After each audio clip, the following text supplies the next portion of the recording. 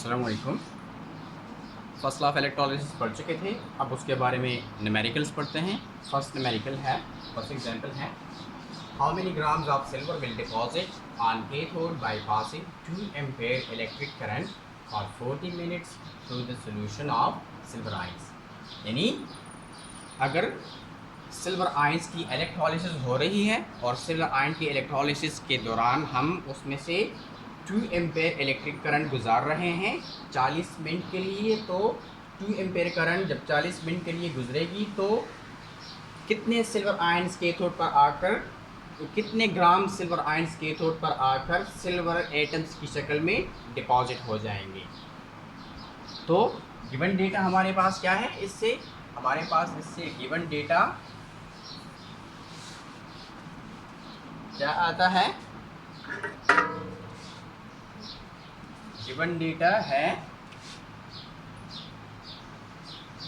Given data हमारे पास ये है क्या,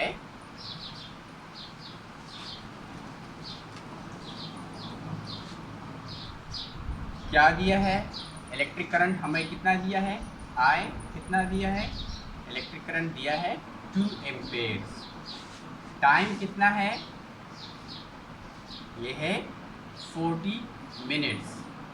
तो टाइम को आप सेकंड्स में कन्वर्ट कर दें ऐसा यूनिट में, तो टाइम कितना हो जाएगा, ये हो जाएगा 40 सेकंड में कन्वर्ट करने के लिए 1 मिनट में 60 सेकंड्स, तो multiplied by 60 seconds, so 4 6 are 24 and 2 zeros, so 2400 seconds, यानी 2400 सेकंड के लिए 2 एम्पेयर इलेक्ट्रिक करंट गुजरा है सिल्वर आयंस के सॉल्यूशन में से। अब एक और चीज़ जो हमें मालूम है वो है फेराडेज कांस्टेंट, जो कि गिवन नहीं है लेकिन वो ऑलरेडी हमें मालूम है कि फेराडेज कांस्टेंट कितना है, फेराडेज कांस्टेंट है 96,485 कूलम्स। अच्छा, अब रिक्वायर्ड क्या है, क्या चीज़ चाहिए थी,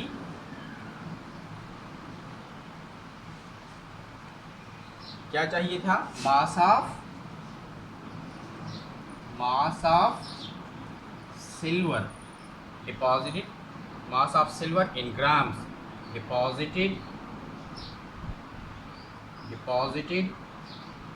on cathode, deposited on cathode, कि कैथोड पर सिल्वर का कितने ग्राम्स डिपॉजिट हुए थे वो अननोन था, तो उसको हमने मालूम करना है। तो अब इसको हमने सॉल्व करना है। सॉल्यूशन क्या है,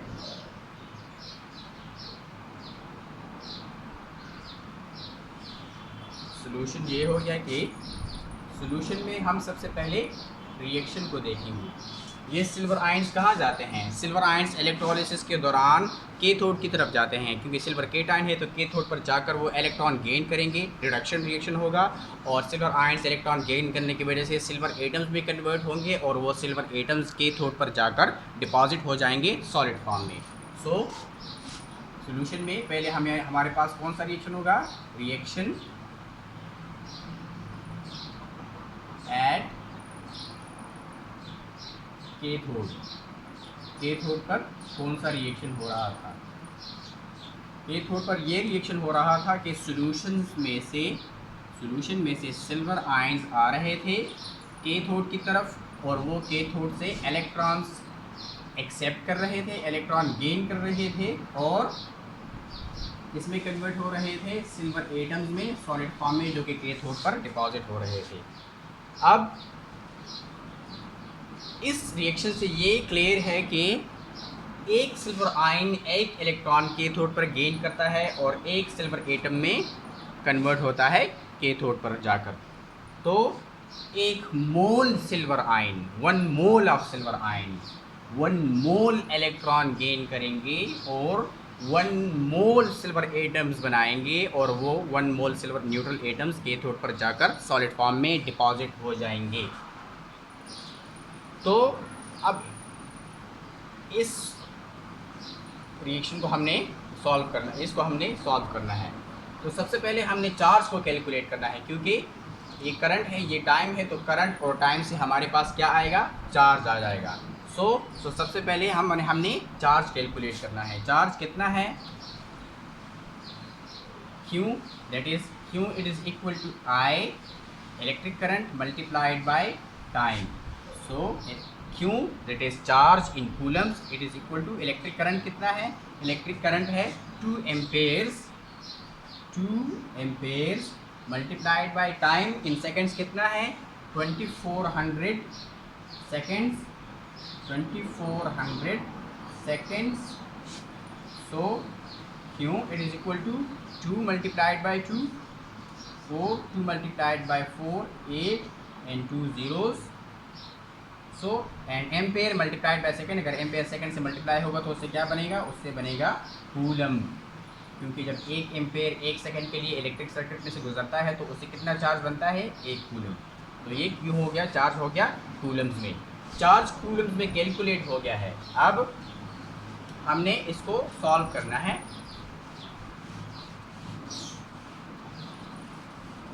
तो हमें पता है कि 1 मोल इलेक्ट्रॉन्स के गुजरने की वजह से 1 मोल सिल्वर आयंस कैथोड पर गेन करते हैं और 1 मोल सिल्वर एटम्स बनाते हैं। तो हमें पता है कि 1 मोल ऑफ इलेक्ट्रॉन्स के गुजरने की वजह से 1 मोल ऑफ सिल्वर डिपॉजिट होते हैं। 1 मोल इलेक्ट्रॉन्स के गुजरने की वजह से, 1 मोल इलेक्ट्रॉन्स के गेन करने की वजह से 1 मोल सिल्वर एटम्स कैथोड पर डिपॉजिट होते हैं। 1 मोल इलेक्ट्रॉन्स का चार्ज कितना है, 1 मोल इलेक्ट्रॉन्स का चार्ज हमें पता है कि ये फेराडेज कांस्टेंट के बराबर है। तो 1 मोल इलेक्ट्रॉन्स का चार्ज कितना है, 1 फेराडे। तो 1 मोल इलेक्ट्रॉन्स की जगह हम 1 फेराडे के चार्ज लिख सकते हैं, दैट इज 96,485 कूलम्स, क्योंकि 1 मोल इलेक्ट्रॉन की गुजरने की वजह से इतने कूलम चार्ज गुजरेगा। तो इतने कूलम चार्ज के गुजरने की वजह से 1 मोल सिल्वर डिपॉजिट हुए हैं सॉलिड फॉर्म में कैथोड पर। 1 मोल सिल्वर का मास कितना होगा, एक सिल्वर एटम का मास है 107 एटॉमिक मास है, एक सिल्वर एटम का एटॉमिक मास है 107.87 एटॉमिक मास यूनिट्स। तो एक एटम का मास 107.87 एटॉमिक मास यूनिट्स है, AMU। तो 1 मोल सिल्वर का कितना मास होगा, 1 मोल सिल्वर का मास है 107.87 grams of silver. 1 mole 107.87 grams, ये 1 मोल सिल्वर का मास है, किसमें, ग्राम्स में। अब इतने कूलम चार्ज के गुजरने की वजह से इतने ग्राम सिल्वर डिपॉजिट होते हैं। तो 1 कूलम चार्ज के गुजरने की वजह से 1 कूलम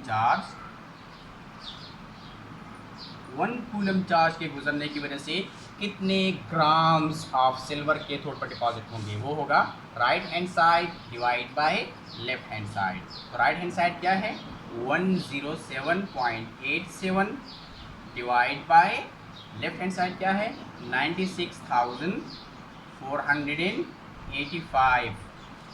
और यूनिट कौन सा लगेगा, राइट हैंड साइड का, grams of silver on cathode.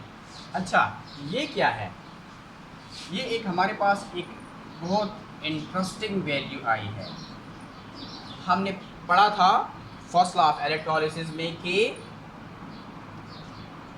एक ये हो गया Z क्या था, Z था इलेक्ट्रोकेमिकल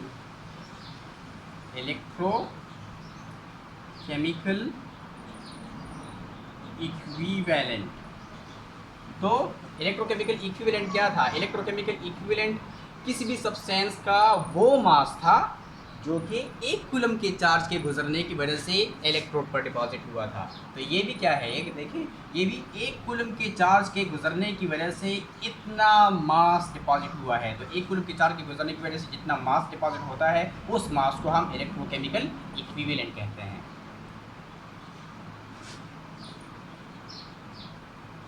तो हमारे पास चार्ज कितना था, हमारे पास चार्ज था 4800 कूलम्स। तो 4800 कूलम्स के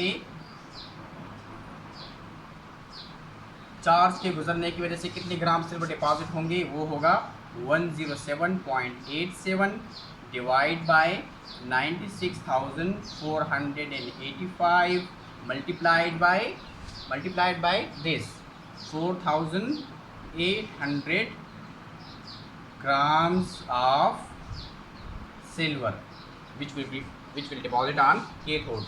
so इससे कितना क्या आएगा, इससे हमारे पास आंसर आएगा that is 107.87 divide by 96,485 equals to this multiplied by 4,800, this equals to 5.366 grams। so 5.366 grams of silver will deposit by passing 4800 coulombs charge। यानी इतने ग्राम्स ऑफ सिल्वर डिपॉजिट होंगे 4800 कूलम के चार्ज के गुजरने की वजह से या 2 एम्पेयर के इलेक्ट्रिक करंट के गुजरने की वजह से फॉर 2400 सेकेंड्स और फॉर 40 मिनट्स।